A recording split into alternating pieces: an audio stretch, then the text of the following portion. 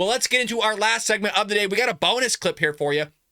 At the beginning of the press briefing, John Kirby was on the podium taking people's questions, and we got Peter Doocy lining up here about China, asking about that. And basically, where's China receiving some sort of penalty for unleashing COVID on the rest of the world, as well as their own people? And just John Kirby's response is so asinine. Let's hear it. Thanks, John. So, a bill requiring the DNI to declassify the COVID origins intel passed the Senate.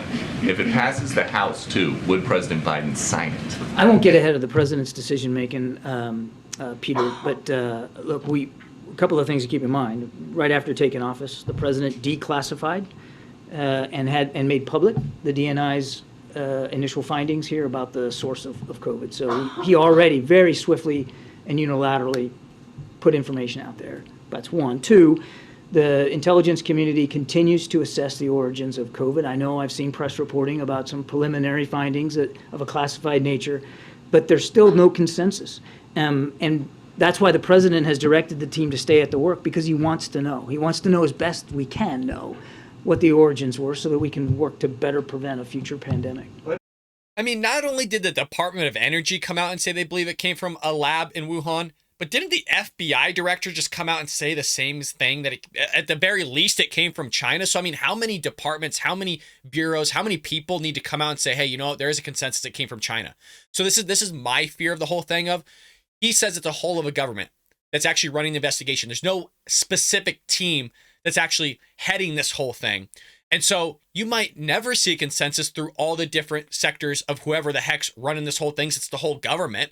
You might just end up with, well, the FBI says it is. You have the CIA saying it is. You have the Department of Energy, but hell, the Department of Transportation says that it wasn't from China. You know, oh, well, we don't have a consensus, so everybody else says it is from China, but, you know, these knuckleheads over here says it wasn't. Well, we can't do anything, sorry. And then China just, you know, it just goes off into the sunset. Nothing happens to them. I also think it's a little bit of conspiracy theory, but I think they're holding off on this because, you know, the tension between China and the United States right now with Russia in Ukraine, it's through the roof.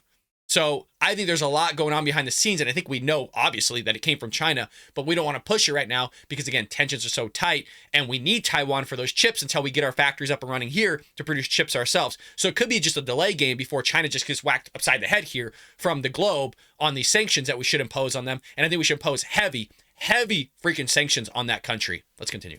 We've got the FBI director saying most likely a potential lab incident in Wuhan. Okay. If a foreign country came to the United States and killed 1.1 million Americans with guns, would the president just let that slide? Nobody's letting anything slide. That's why the president wants the intelligence community to work so hard to hopefully get some answers that we can rely on. Right now, there's just no consensus. It's hard to take a look at what the president has done here in terms of declassifying and making public information already, in terms of the constant and consistent briefings to members of Congress in a classified and unclassified setting in just recent weeks on what the origins of COVID were, and on his tasking again to the intelligence community to keep at that work and come away from that thinking that he's not taking this seriously. Okay, 3 more. Go ahead. Well, it's been 2 years and we're not really hearing constant updates on what the heck's going on with it. Sorry, did I say 2 years? Oh, forgive me. Over 2 years that this has been going on, and you still can't figure out where this came from. Just I don't need a specific province. I don't need a specific lab. I would like that. I just want to know if it's from China or not. Well, we don't have a consensus of whether it came out from China. Everybody believes it came from China. That's why it was initially called the Wuhan virus.